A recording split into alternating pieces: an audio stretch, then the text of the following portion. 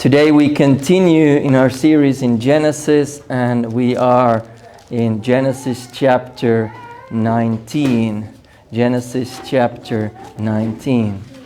And Genesis chapter 19 is kind of, you could call it one of these especially notorious chapters in the Bible, well known for a specific reason regarding Sodom and Gomorrah, and the destruction of Sodom and Gomorrah and the cities surrounding them, and the sin of homosexuality. And this chapter, it's quite long and there's a lot there, so I've decided that today I'm gonna do two sermons on this chapter. And I'm going to do it in a way not so much like doing the first, 20 verses in one sermon and then the other, but kind of look at the whole chapter twice and then focus on different elements of that chapter. And what I want to do today is to look at an aspect of what we see in this chapter that's not so much maybe considered. As I mentioned, obviously the debate and the topic, rightly so to one degree, is often about the sin of homosexuality, and I'm going to focus more on that in the next sermon. But I want us today to look at another aspect that often gets a little bit neglected, and I think it is very important for us to learn, specifically learn about the life of this man named Lot. So the life of Lot, and regarding the decisions he made and what happened to him and his family. So kind of a biographical study specifically on Lot, and focusing on the events in chapter 19. And then next week, God willing, we'll look more on the other aspects of chapter 19. But today focusing specifically on Lot. Lot, who is Lot? Who is Lot? Lot was Abraham's nephew, so meaning he was the son of Abraham's brother. And Lot is first introduced to us in chapter 11 in Genesis. So we'll look at a few of these mentions before leading up to then Genesis 19. Lot is first mentioned in Genesis chapter 11, verse 27, where we're given the generations of Terah. Let me read it to you. Genesis 11, verse 27. Now these are the generations of Terah. Terah fathered Abram, Nahor, and Haran. And Haran fathered Lot. So here, after the Tower of Babel, here we're now focusing on the seed line of Shem. And from Shem then come Terah, who is the father of Abraham. But he also has two other sons, Nahor and Haran. And Haran then has a son called Lot, which means that Lot is Abraham's nephew, the son of Abraham's brother. But the next verse tells us, verse 28, Haran died in the presence of his father Terah in the land of his kindred in Ur of the Chaldeans. And Abram and Nahor took wives. The name of Abram's wife was Sarai, and the name of Nahor's wife Milcah, the daughter of Haran, the father of Milcah and Ishka. Now Sarai was barren, she had no child. Terah took Abram his son, and Lot, the son of Haran, his grandson, and Sarai his daughter-in-law, his son Abram's wife, and they went forth together from Ur of the Chaldeans to go into the land of Canaan. So Terah and his sons, specifically the most well-known one, and what the rest of the biblical history here then focuses on, Abram, leave the land of Ur. And as Abram leaves there, his nephew Lot comes along. So he's with Abram right from the beginning. He's with Abraham right from the beginning of when God calls Abraham.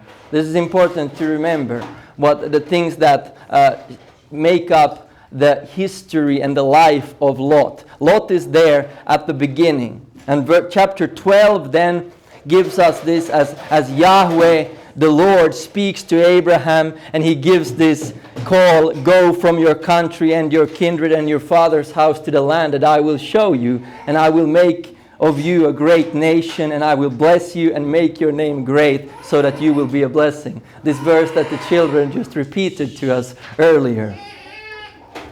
This is what God tells Abraham, and he gives this promise that in him all the families of the earth shall be blessed. Lot is there with him, part of this journey right from the beginning.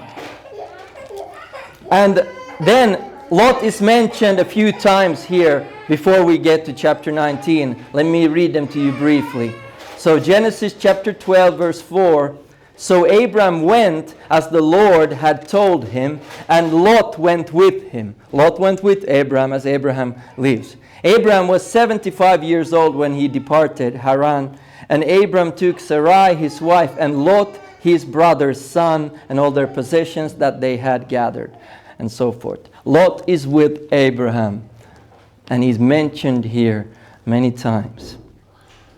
Then, these verses we've gone through in detail as we work through our series in Genesis, but my purpose is here to remind you of Lot's involvement in these issues.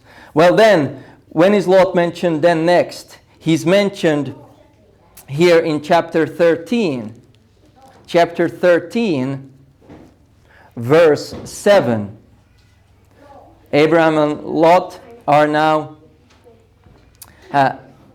they have a lot of animals and big households. And there is this conflict between Lot and Abraham, specifically between the herdsmen, so the people who basically work for them, between them. So Genesis 13 verse 7 reads, and there was strife between the herdsmen of Abram's livestock and the herdsmen of Lot's livestock. At that time the Canaanites and the Perizzites were dwelling in the land. There's strife between them. And it's said that the strife is between the herdsmen, but it is very likely that the fact that there was strife between the herdsmen is very likely that there was some kind of strife on the upper levels of management somehow. Or maybe even maybe Lot's herdsmen even kind of knew that Lot was a little bit, has had some strife in his heart toward Abram, who's kind of the more significant one and the leader. We don't know, that's a little bit of speculation, but either way there was strife between the herdsmen. And they have not so much livestock, both of them animals that they own, that this is beginning to be a problem. Then Abraham says to Lot, verse 8 in chapter 13, and this is important as we then get to learning about Lot and his life and Sodom and Gomorrah. Abraham, verse 8, said to Lot, let there be no strife between you and me. Again, here you see that it's, whether it started with the herdsmen or not, or whether it started with Lot having a bad attitude to Abraham, but there is this tension, not just between the herdsmen, but even them. And between your herdsmen and my herdsmen, for we are kinsmen. Is not the whole land before you? Separate yourself from me. If you take the left hand, then I will go to the right. Or if you take the right hand, then I will go to the left. Abraham, at this point called Abraham, says, okay, choose place for yourself, and then it will be more clear. You have that place, and we have more like a boundary, and we don't have to be fighting that your animals are on my land or something like that. And let me show you some Sunday school material again. It just happened in God's providence. I didn't plan it to be at the same time, but the children using great Sunday school material, and they're going through at this moment about Abraham and Lot, and there's some good illustrations here. Here is the artist's rendering of Abraham, and it says, Abraham stayed where God led him, and Lot moved to the prettiest land near Sodom. This is what then happens here. Abraham says, look at the land, choose where you want to go. And this is now key, the decision that Lot makes here. Verse 10 in Genesis 13. And Lot lifted up his eyes and saw that the Jordan Valley, here pictured in valley, Jordan Valley was well watered everywhere like the garden of the Lord, like the land of Egypt in the direction of Zoar. This was before the Lord destroyed Sodom and Gomorrah. This was before that.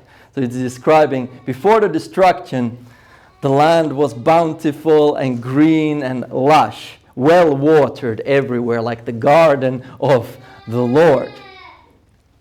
And verse 11 tells us, so Lot chose for himself all the Jordan Valley, and Lot journeyed east. Thus they separated from each other. Abraham settled in the land of Canaan, while Lot settled among the cities of the valley and moved his tent as far as Sodom. Now the men of Sodom were wicked, great sinners against the Lord. Lot gets to choose. He gets a choice, and he chooses. And in some ways, he makes a very good decision, and more importantly, he makes a really, really bad decision. This is where it kind of starts in the biblical history here as we look at the life of Lot. Up to this point, the only thing we've known is he's the nephew of Abraham, and he's tagging along to Abraham, and now he's got livestock. Now he makes a decision. He makes a decision that Abraham gave him to make a decision. And it is a very good decision in a certain way. What way? Well, he looks at the land and is like, there's the really green spot, which is great for all my livestock, and there's going to be lush, you can grow easily. It's well watered, it's like the garden of the Lord. Looks great. That's good. The only problem is that it's right next to Sodom and these other cities that already at this point, like verse 13 says, now the men of Sodom were wicked, great sinners against the Lord. The only problem, as in the picture here illustrated, there's the city of Sodom and Gomorrah and other cities which are known for their perverse wickedness. And what does Lot do? Lot settled among the cities of the valley and moved his tent as far as Sodom. He goes there, and the idea is given here that he keeps on moving his tent. He keeps on moving closer to the cities of Sodom. And there's another aspect again. What are cities in general? And what are cities very good for? Commerce.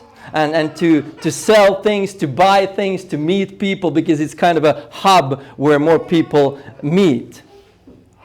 And so it's very likely then also that in that sense strategical Lot with his livestock, and he's moving closer and closer to the place where things are happening. And in that sense, it was a good decision, but on the other hand, it was a very, very bad decision. Very, very bad decision. And a tragedy.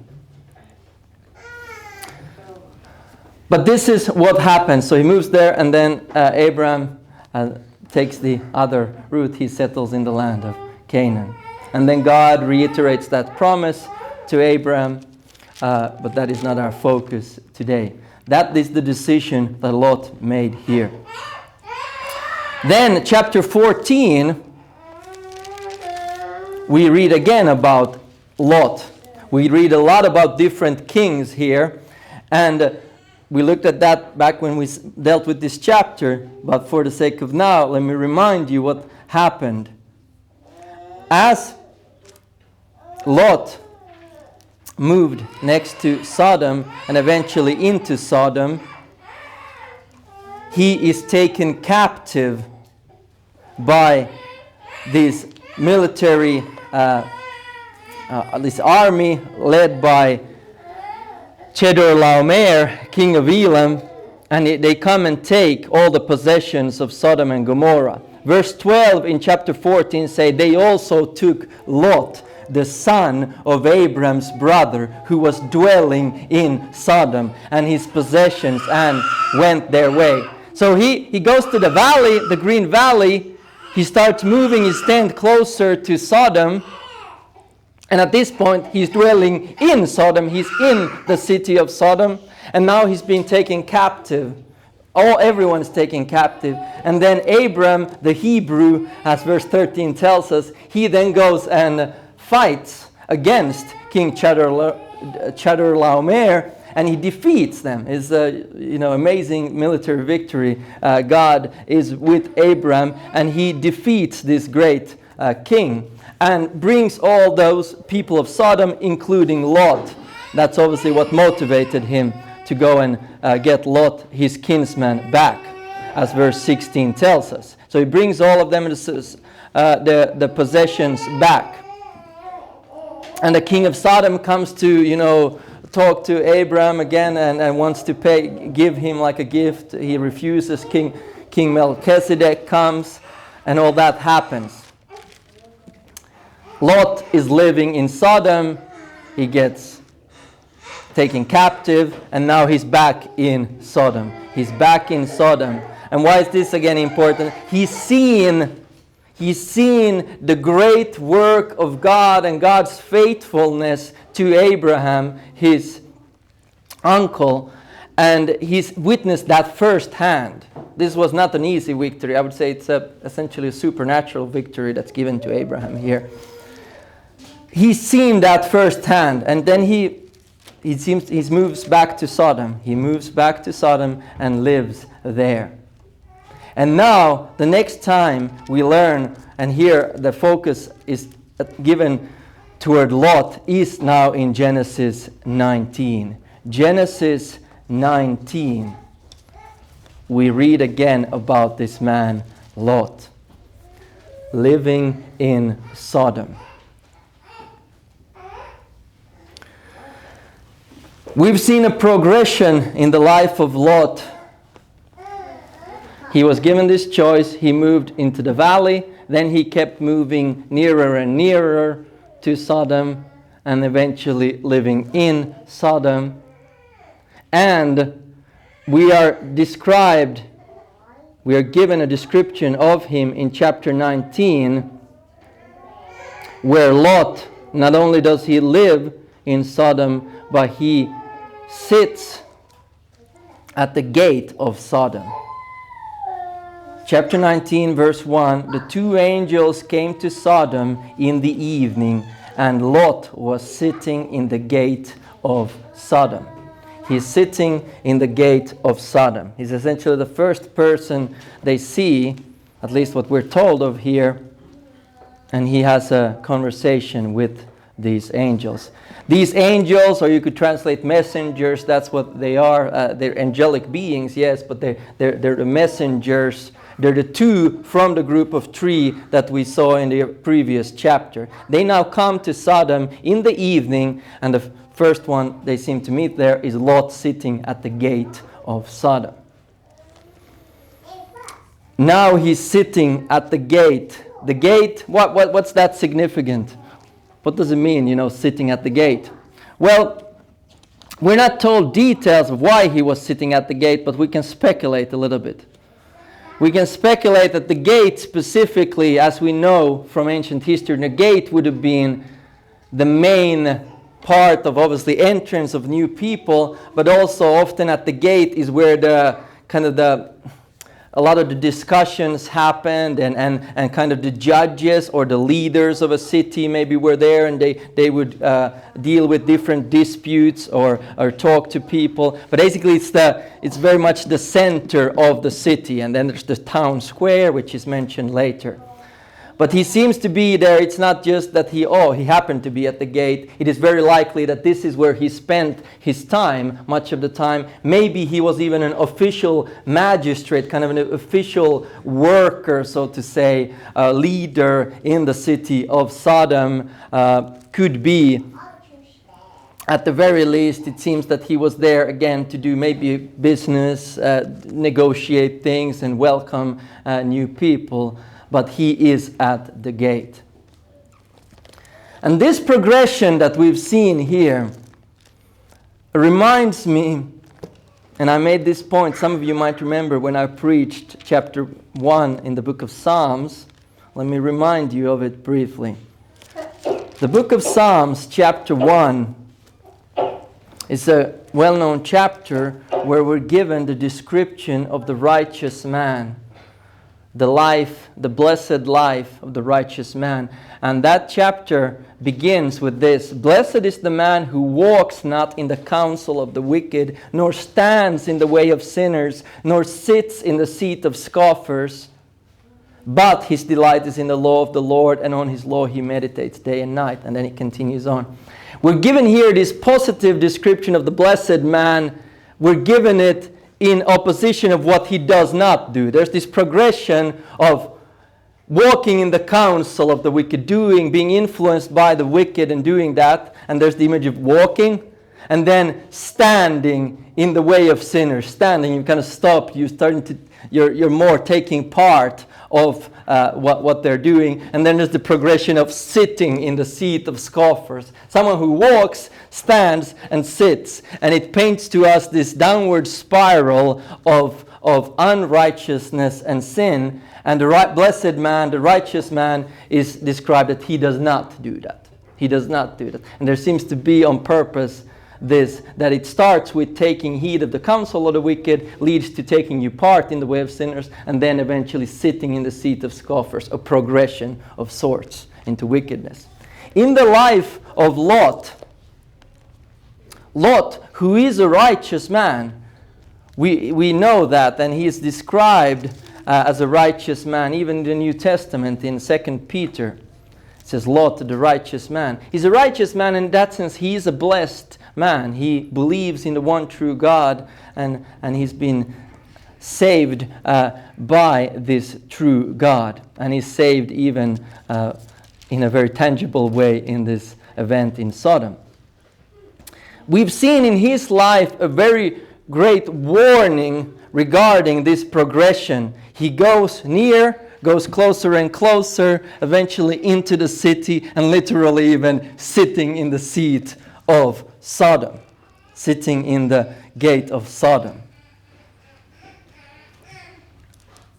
And we see what great corruption and evil it causes in this righteous man's life. He's sitting at the gate. And when Lot, let me continue reading in chapter 19 of Genesis. When Lot saw them, he sees these two men, these two messengers. He rose to meet them and bowed himself with his face to the earth and said, "My lords, please turn aside to your servant's house and spend the night and wash your feet. Then you may rise up early and go on your way."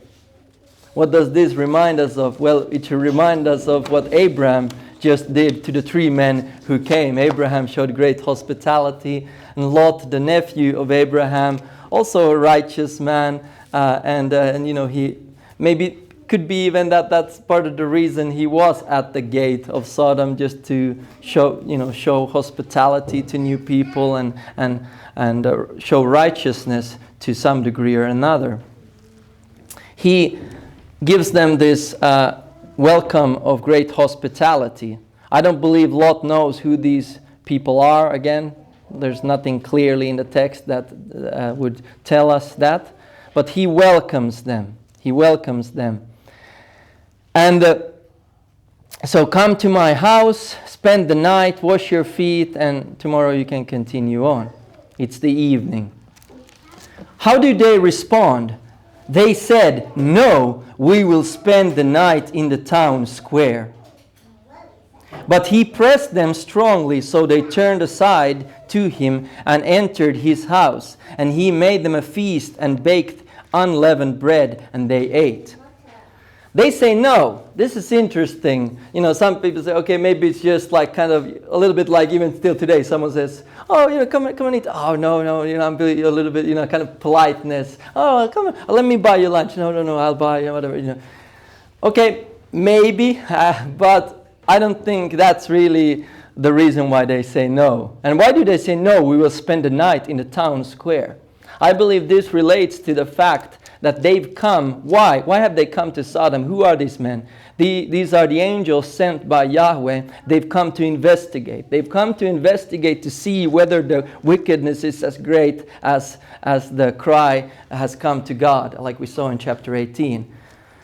I think that's the reason why they're saying, we'll come to investigate. We'll spend the night in a town square, see what's happening and what happens. And kind of that's the point of their visit. Lot knows, no way, don't do that. Don't do that. You might be able to do that somewhere else. You know, you might be able to spend the night in the town square in some other city, but this is Sodom. This is Sodom. Do not do that. And he presses them strongly and encourages. And so then they say, okay. They turned aside to him and entered his house. They go to Lot's house inside Sodom. And he makes them a feast and bakes them unleavened bread, and they ate. Another interesting detail here. They've now come under his roof in his house. And the text, comparing to Abraham, what did Abraham do? He went to Sarah and said, Sarah, quickly do this. And then Abraham did. So Abraham did. He went to get the animal, and Sarah started baking cakes. Quick, do that. And then the young man did. Here, at least as the text tells us, the focus is only on Lot. And it seems to be, and the text is correct, he made. Lot makes the meal. Lot makes the bread, unleavened bread, and they ate. Why is that significant? I think it's significant in what we later learn about Lot's wife. And this is a little bit reading into the text, but I think it might, would make sense. My guess is the reason she's not mentioned here, the reason Lot is doing even the food, is that she didn't like the idea of these guests, and she was like, no, I'm not gonna, I'm not gonna show them hospitality. She didn't like them. She didn't want that. She didn't want to do that, and therefore, and we'll get to that, I believe it's Sodom influencing her, the children, everything, corrupting the whole family. Either way, he makes this meal, and they ate. And verse 4, but before they lay down, the men of the city, the men of Sodom, both young and old, all the people to the last man surrounded the house, and they called to Lot, where are the men who came to you tonight? Bring them out to us, that we may know them. Lot went out to the men at the entrance, shut the door after him, and said, I beg you, my brothers, do not act so wickedly. Behold, I have 2 daughters who have not known any man. Let me bring them out to you, and do to them as you please. Only do nothing to these men, for they have come under the shelter of my roof. But they said, stand back. And they said, this fellow came to sojourn, and he has become the judge. Now we will deal worse with you than with them.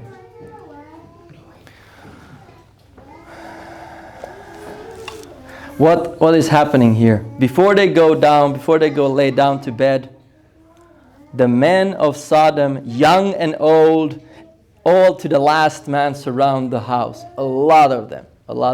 And we'll look a little bit more about some of these and the debate about what does it mean to know in the next sermon. And some people try and claim that it was just about hospitality codes, nothing to do with homosexuality. I believe that's completely false. This is the sin of sodomy, sin of homosexuality, and on top of that, you could go homosexual rape and all kind of whatever is going on here that they want to do.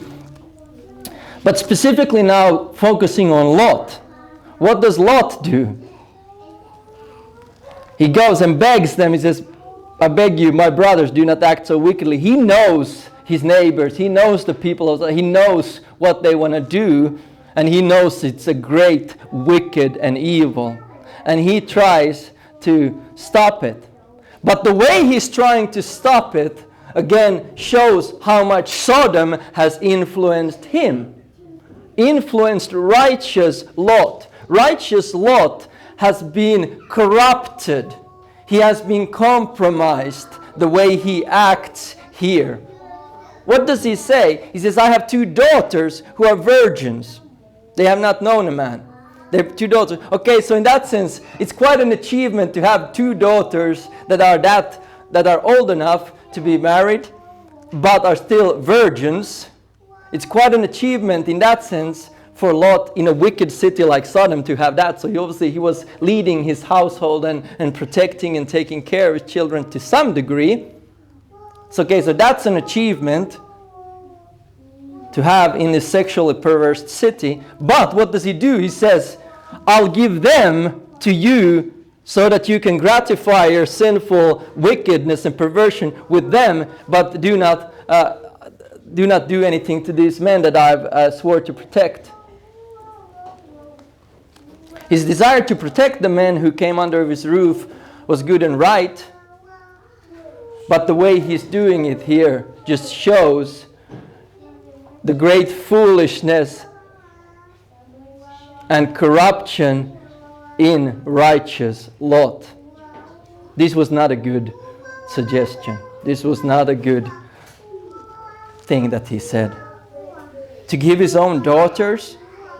And notice what they say. Their response is, we will do worse with you than with them. So it's like, okay, you think you can decide what we're going to do. We're going to treat you in this way that we were planning to do with the others.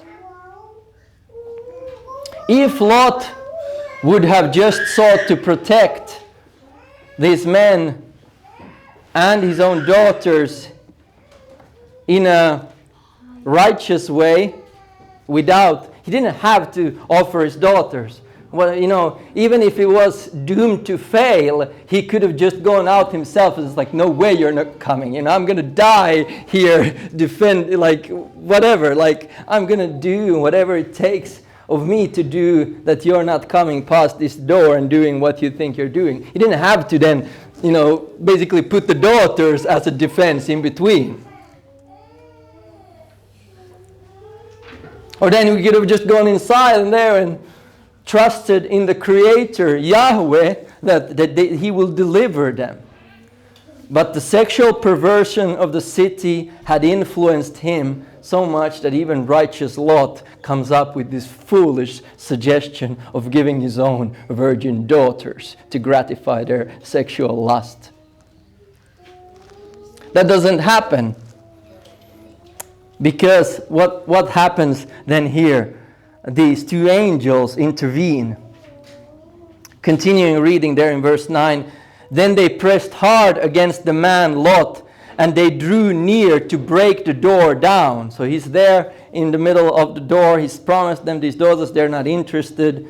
Verse 10. But the men, who are these men? These are the messengers, the angels. The men reached out their hands and brought Lot into the house with them and shut the door. And they struck with blindness the men who were at the entrance of the house, both small and great. So they wore themselves out, groping for the door. They struck them with this unique blindness, supernatural blindness, so that they're all confused. They don't know what to do. Then these angels say in verse 12 to Lot, the men said to Lot, have you anyone else here, sons-in-law, sons, daughters, or anyone you have in the city? Bring them out of the place. For we are about to destroy this place, because the outcry against its people has become great before the Lord, and the Lord has sent us to destroy it. Now it's clear. Now he knows why these men are in Sodom, and he knows that they're not just any random visitors, but they have been sent to destroy this city. And now with this thing that happened, with all the men of Sodom coming, it's confirmed the perversion is as great as was heard before God. The outcry against Sodom and Gomorrah is great, and their sin is very grave. That's what God says, I will go and investigate it. And that's what they've now come to do. They've seen it firsthand, and they say, we will destroy it. How does Lot now respond? What does he do? And how is he received by people close to him? Verse 14 says, so Lot went out and said to his sons-in-law. So he goes out. Apparently the group of these men, young and old, groping at the door, have now either, passed out or gone home, whatever they've done. He goes out to his sons-in-law who were to marry his daughters. So there's at least then 2 men from Sodom whom were going to be his future sons-in-laws. And he goes and tells them, up, get out of this place, for the Lord is about to destroy the city. Yahweh is going to destroy the city. How is he received by them? But he seemed to his sons-in-law to be jesting, so joking, mocking. What do we learn from this again? Lot is a righteous man. He trusts in the one true God, but his life, his witness is greatly compromised. He's made foolish decisions to be there in the first place. And whatever, maybe he even said, I'm going to be a witness, I'm going to be a light of the gospel, whatever. He's not obviously, even the people close to him don't even take him, now that he's talking about Yahweh and destruction, they think he's mocking. They think basically, what kind of hypocrite are you? They don't take him seriously. They don't take him seriously because they are wicked. These sons-in-laws are wicked. But also, there's an aspect then that, Lot is the one who's then allowed them to become the future sons-in-laws of his unmarried daughters.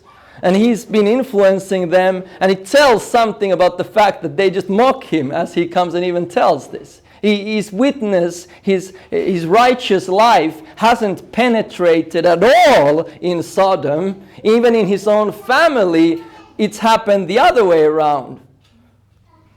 So if you think that Lot went there to kind of change the city, no, the city changed Lot. The city changed Lot and destroyed his family. He was greatly compromised. And his sons-in-law just mock him. And it could be, again, as I mentioned last time, based on the angel's question, maybe Lot even had sons. That's a little speculation. But it could be. And it could be that why doesn't he go to the sons? If he had sons, why doesn't he?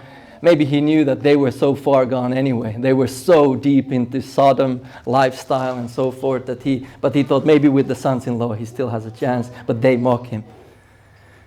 Anyway, verse 15, as morning dawns, so now morning, it was late evening when they came, the angels, and then probably the whole night or part of the night, these men outside the door, and now he's going to them. As morning dawned, the angels urged Lot, saying, up, take your wife and your 2 daughters who are here. So at least it's Lot, his wife, and 2 daughters, lest you be swept away in the punishment of the city. So he said, okay, now it's time to act, now it's time to move. How does Lot respond? But, verse 16, but he lingered. He lingered. Again, how much is Sodom taking a hold of righteous Lot? He has a grip on him. He has a grip on him. Think about it. He's moved there. He's been there many years. He's probably become quite to some degree influential, even though the men just, when he says, don't do this, they just mock him. But he's somehow in that society. He's probably made maybe even a lot of money. I don't know. He's doing commerce on the city gates. He has probably got a very, that age and time, he has probably got a very luxurious apartment house structure. There's a lot of convenience in a bigger city that Abraham has maybe a more simple life. He's there. He's everything, that's his life. He lingers. He he's like, he feels torn. He doesn't right away, okay, judgment, the angels of Yahweh, let's leave. No, he lingers. So the men seized him and his wife and his 2 daughters by the hand, the Lord being merciful to him. And they brought him out and set him outside the city. Lot doesn't act right away. In fact, the angels have to take him by force. And Lot's wife and the daughters. They say, now we're coming. You come with us. There's another picture I'm going to show here later of the Sunday school material, if I remember. But so the angels take him by force, like a person, you see a house burning, and that person might be in the house. Well, I'm going to look for this is so important. This house is no. You need to come out. I'm going to drag you out if I need to. Why do they drag him out and his family? Because Yahweh is being merciful to Lot.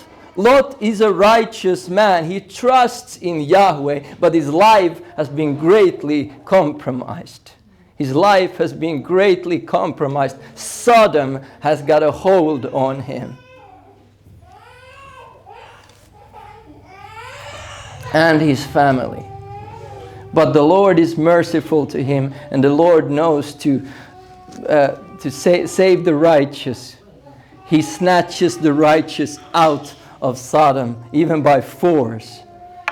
They brought him outside the city. And verse 17, and as they brought them out, one said, escape for your life. Do not look back or stop anywhere in the valley. Escape to the hills, lest you be swept away. This is what the angel's command to them. Verse 18, and Lot said to them, oh no, my lords, behold, your servant has found favor in your sight, and you have shown great kindness in saving my life. But I cannot escape to the hills, lest disaster overtake me and I die. Behold, this city is near enough to flee to, and it is a little one. Let me escape there. Is it not a little one? And my life will be saved. He said to him, behold, I grant you this favor also, that I will not overthrow the city of which you have spoken. Escape there quickly, for I can do nothing till you arrive there. Therefore the name of the city was called Zoar. What is Lot doing now? Lot seemed to be excellent at negotiations. Lot made an excellent choice in some ways about the green land. He moved to Sodom, and he probably was very good at negotiating and doing business in Sodom. And here, he's even negotiating essentially a deal with this angel. He's saying, yeah, you say that it would be better for me to go to the hills right away. But no. Well, the little city is not maybe so perverse and wicked as Sodom and Gomorrah. Can we go there? It would be better for me. And maybe he was even thinking that, well, in the city it will be more easy to rebuild and to get things going again. Either way, he makes this request. In a certain way, a humble request. And he is, again, a righteous man. But I think it's also foolish what he does here, and we'll see it in the later of this chapter. But he says this, and then the angel says, okay. Well, so for the sake of the righteous man Lot and his daughters, God saves the city of Zoar, a smaller city there, and says, okay, you can go, and I will not destroy that one.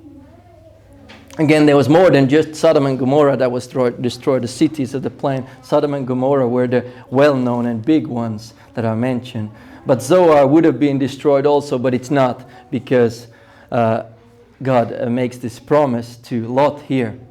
What happens then? Verse 23. The sun had risen on the earth when Lot came to Zoar. Okay, so now it's morning, or more than morning. The sun has risen. It's the new day. It's not nighttime, it's not evening, it's not very, very early morning. Why is this significant? I think it's significant that God, when He brings down the judgment on Sodom and Gomorrah and the cities of the plain, He does it at the point of day when everyone is aware that the judgment is coming. He doesn't do it in the night when everyone's just sleeping. He doesn't even do it later on, for example, when they might have gone, some of them, to field work and so forth. He does it at that opportune time when they're awake, they're probably still at home and in the city and everything's hustling and bustling, and then judgment comes from the Lord. The sun had risen on the earth when Lot came to Zoar. Verse 24, then the Lord rained on Sodom and Gomorrah sulfur and fire from the Lord out of heaven. And He overthrew those cities and all the valley and all the inhabitants of the cities and what grew on the ground. Judgment comes. And there's an emphasis here. Where does the judgment come from? Yahweh reigns on Sodom and Gomorrah from Yahweh in heaven. There seems to be, at the very least, there's an emphasis on the fact that God is not just doing something kind of a natural occurrence. It seems like there's an emphasis that the judgment, the way it comes from God Himself. And there seems to be even a little bit, again, this unity and multiplicity in God. Yahweh does from Yahweh. So this like, well, Yahweh takes from Yahweh. Wait a minute, but Yahweh is one. Yes, He is one, but He's three. He's one God, three persons.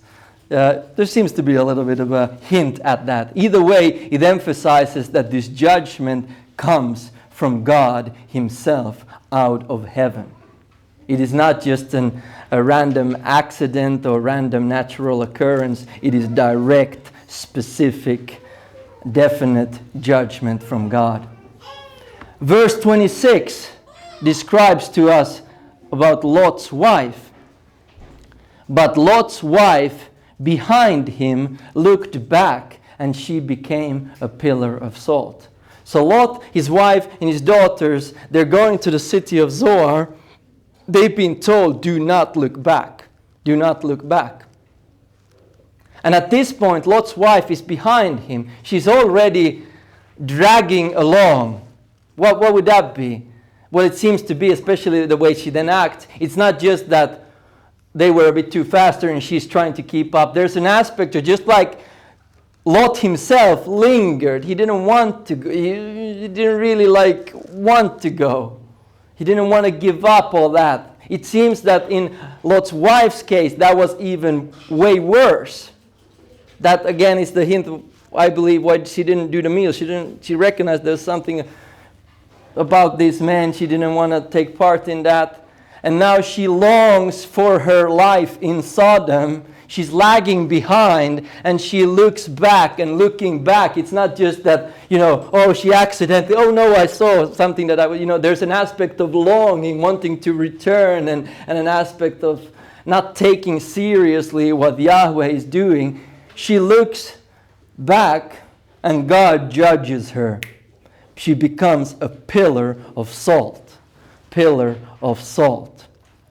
It's very interesting also that this area where this happened is the same kind of area where we now have the Dead Sea, and there's all these salt formations. There's even some of these salt pillars that I think there's multiple of them that are called Lot's wife. I don't believe probably none of them are the actual Lot's wife, but there's a lot of salt in that area, and there seems to be that as the aftermath of this destruction, there's unusual amounts of salt in this area. I don't know all the ins and outs of that, but it's interesting. Either way, at this point, there is a supernatural occurrence, and she becomes a pillar of salt. And I believe this happened in an instant. I don't believe this was some kind of, she just died there and slowly some natural phenomenon happened and covered her in salt. I believe there's a kind of immediate judgment. And Jesus himself refers to this saying, remember Lot's wife. Remember Lot's wife. In Luke 27, verse 32. So what do we see? We see Lot's life, his compromise, his foolish decisions have corrupted his family. And we don't know exactly where Lot's wife was from. Was she from Sodom originally, or did Lot have her before? We don't know. Either way, she's judged by God, and she longed for her life in Sodom. She did not take seriously the judgment of God, and she is now known to us by this, her being a pillar of salt. Let me just read to you what Jesus said about this in Luke 27. Luke 27. No, wait a minute. Luke doesn't have 27 chapters. I put a wrong note in my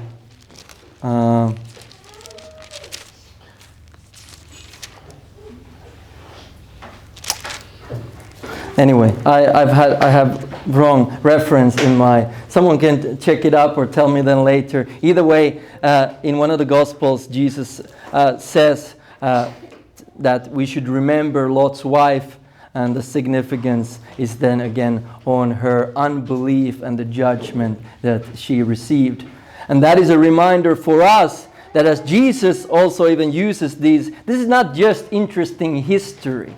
This is not just, there was a Lot and it was his wife and children and so forth.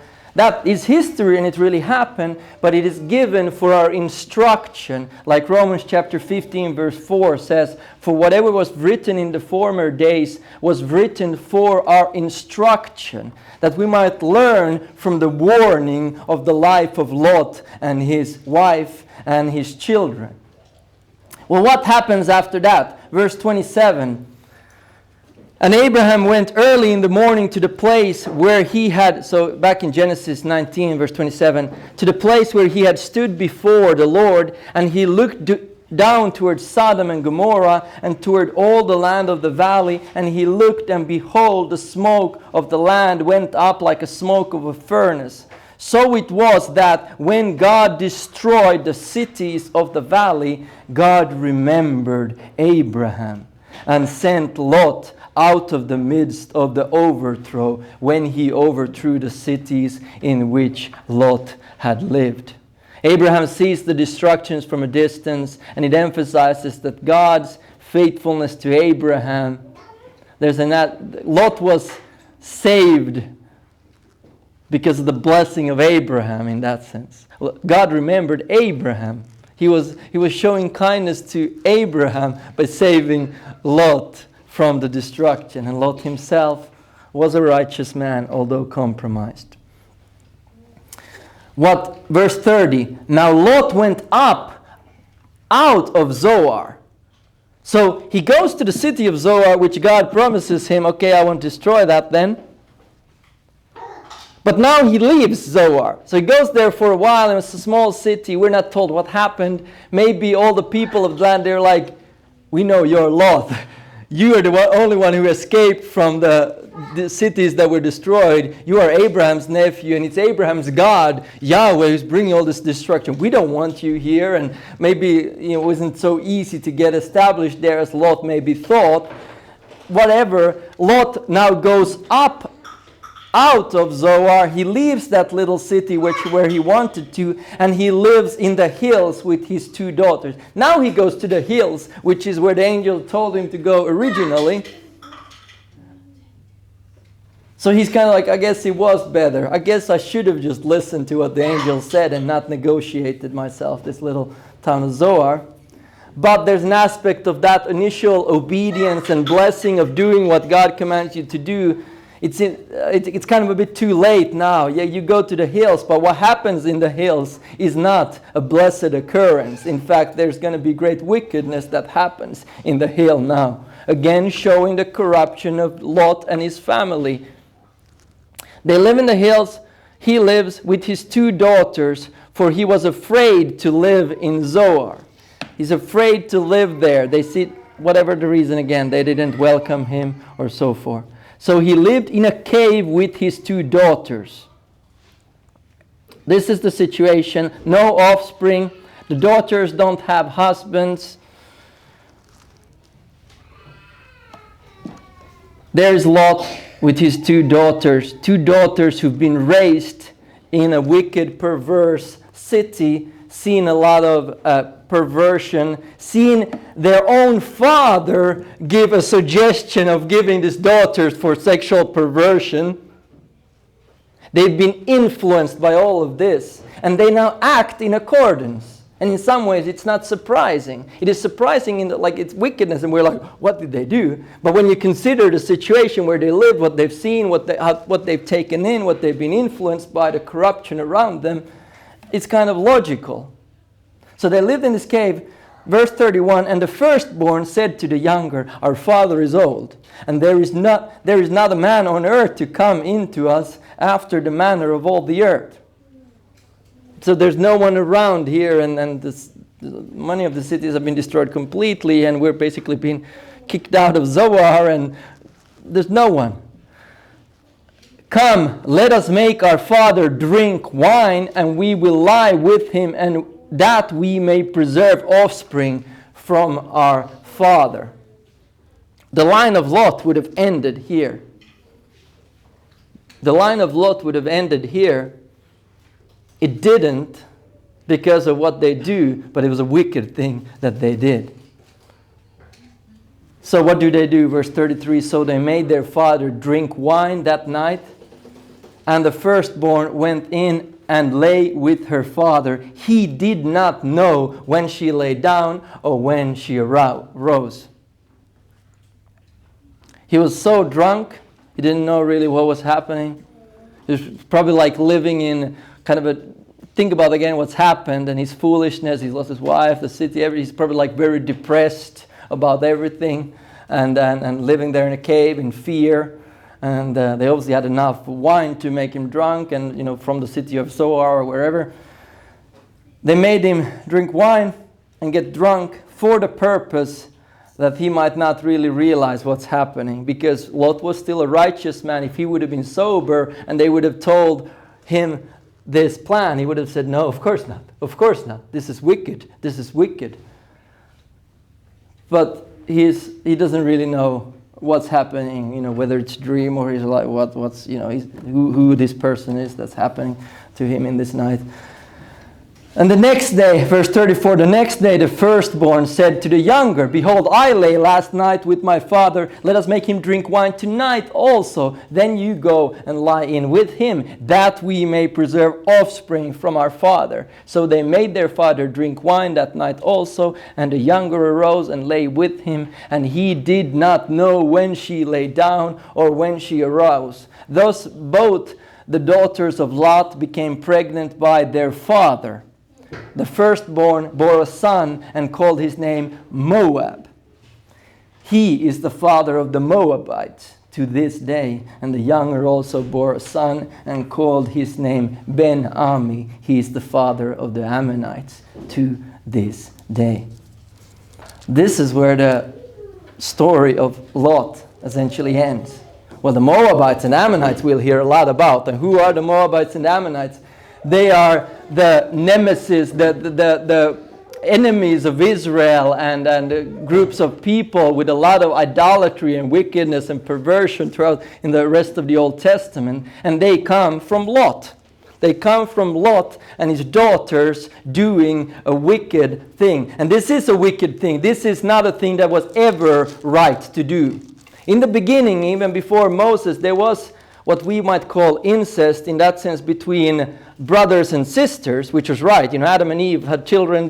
So that was right to a certain point of view. Then, when in the law of Moses it was prohibited, and genetic corruption and so forth. But never was it right for a daughter to produce offspring with her own father, or a son with her own mother. Why was it not right? Why was it a great perversion? Because marriage and the sexual union between man and woman is given in the context in Genesis chapter 1. Genesis chapter 2, verse 24. Therefore a man shall leave his father and mother and hold fast to his wife. It's you're leaving your father. You can't. You go back and produce offspring with your father and mother. That's a great perversion. That's wicked. But the daughters of Lot grew up in Sodom, and they'd seen their own father make such a foolish suggestion, and they'd seen all this immorality, and they probably reasoned to say, well, their desire was good. Their desire was for the line of Lot to continue. Okay, good and right. That was a good desire. And they justified it to themselves, and they maybe even said, well, our father Lot is a righteous man, and he even suggested to do this and this, not this, but the other sin. And so it's not that bad, let's do this. And they did this.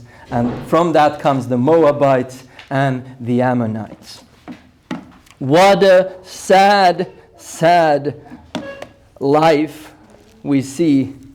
What a sad and warning example we see in Lot. Yet Lot is called righteous. Let me read this verse and then final application as we end.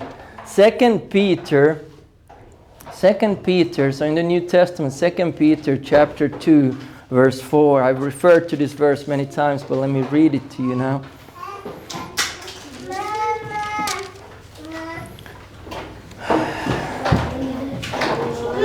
Second Peter chapter 2, let me read from verse 4. For if God did not spare angels when they sinned, but cast them into hell and committed them to chains of gloomy darkness to be kept until the judgment, if he did not spare the ancient world, but preserved Noah, a herald of righteousness, with 7 others, when he brought a flood upon the world of the ungodly, if by turning the cities of Sodom and Gomorrah to ashes, he condemned them to extinction, making them an example of what is going to happen to the ungodly.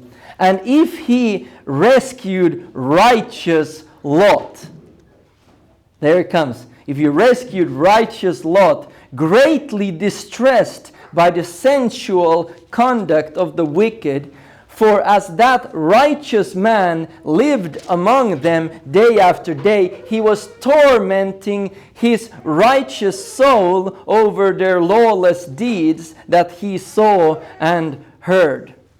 Then the Lord knows how to rescue the godly from trials and to keep the unrighteous under punishment until the day of judgment, and especially those who indulge in the lust of defiling passion and despise authority. Lot was a righteous man, a compromised man and foolish decisions, but because he was a righteous man, because he truly trusted in the Lord, his soul was tormented. He felt the tension. But yet the grip of Sodom was too big. And the decisions that he made resulted in all of that. God delivered him. And I believe Lot was a believer. That's what is a righteous man who trusts in Yahweh.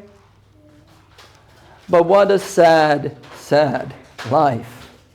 He wasted most of his life. And it's a great contrast between Abraham and then Lot. What should we take as a lesson for us? There's many lessons that could be taken, but let me give this. First of all, fathers. Fathers in particular. Notice here, who is the one who made the decision? Lot. Lot is the head of his household. He decided to go to Sodom. He decided to do that. Did he suffer for it only? No. His whole family suffered for it. His descendants, after many, even like the Moabites, like the wickedness permeated like his whole family tree because of his foolishness. So fathers,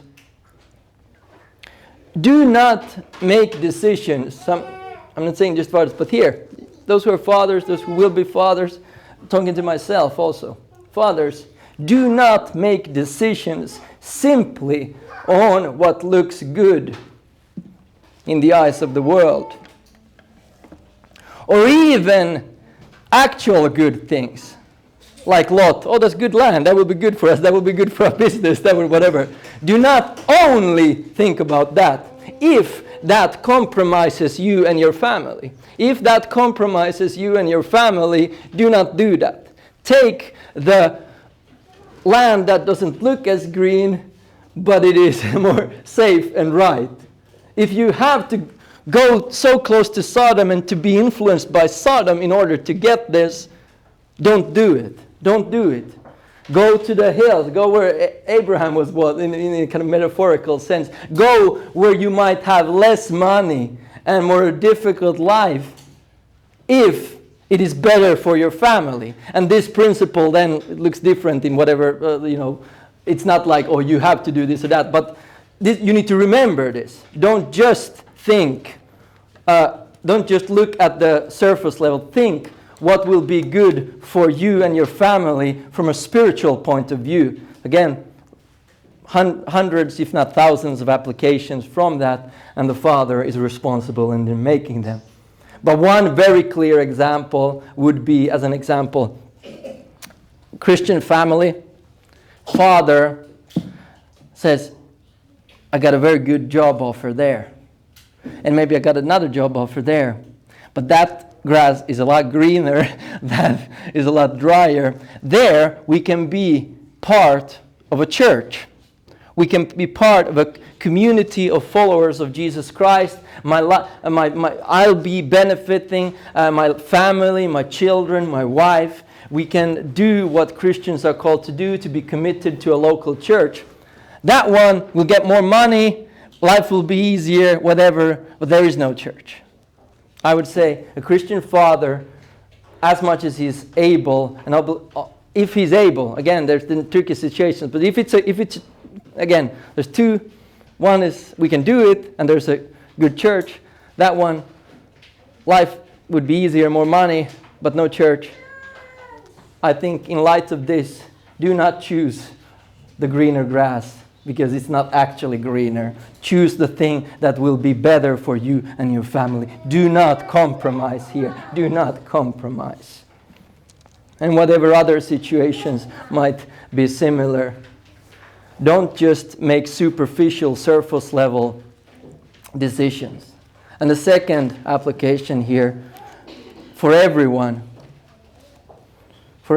do not underestimate the influence that sinful society has around you. Do not underestimate the influence that sinful society has around you. We live in the midst of a sin-cursed world. We live. My point is not that we, make a little Christian bubble and are not in contact with the unbelieving world around us. Of course, we should. We should be salt and light and a blessing and so forth. But I think we easily then kind of think we're blind to the times we're in. We now see, that's crazy what the daughters of Lot would even suggest. Why did they do that? And then we might have even Lot looking at some professing Christians. That's crazy what you like. Don't you understand that your values, your priorities, and what you do is so shaped by the perversion around you? And the media, the entertainment, the schooling system, and so forth, it influences us more than we dare to admit. Do not underestimate the influence of sinful society around you. And in our day and age, society is beginning to look more and more similar to what it was in the days of Lot and Sodom and Gomorrah and sexual perversion. Be on guard. Remember Lot. Remember Lot. Remember Lot's wife, as Jesus told us, and learn from him. He is a warning to us He is a warning to us. He was a righteous man, yet he wasted his life. Do not be like Lot. Do not be like Lot's wife. Learn from what God desires to teach us through this. This was written for our instruction. It's real history. But it is given for us to learn and to live in light of this. Remember Lot and remember Lot's wife. Let's pray. Our Father, we thank you for your word. We thank you that you have given us your word as an instruction for us, that we might comprehend and live in light of it. Lord, help us to see in our individual lives where we might be foolish to one degree or another like Lot, or we might have attitude like Lot's wife or his daughters. Lord, help us to see the blind spots in our own life, that we might see them in light of your word. Forgive us of our sins. Forgive us of our foolishness. Forgive us of our wrong desires, motivations, and actions. And help us, Lord, that we might turn away from them. Help us to learn from the warnings regarding the life of Lot and his family. Lord, we thank you for that you are faithful, you are righteous, and we praise you for that even in all of this foolishness and wickedness, yet you still saved Lot. You still saved him from immediate destruction, but also eternal destruction. He was a righteous man who trusted you. Lord, we thank you for the Lord Jesus Christ, who is our Savior. In him we have righteousness. Help us to live in light of these realities more and more, and apply these truths in whatever situation and life circumstances we find ourselves in. These things we ask and pray in the name of our Savior. Amen.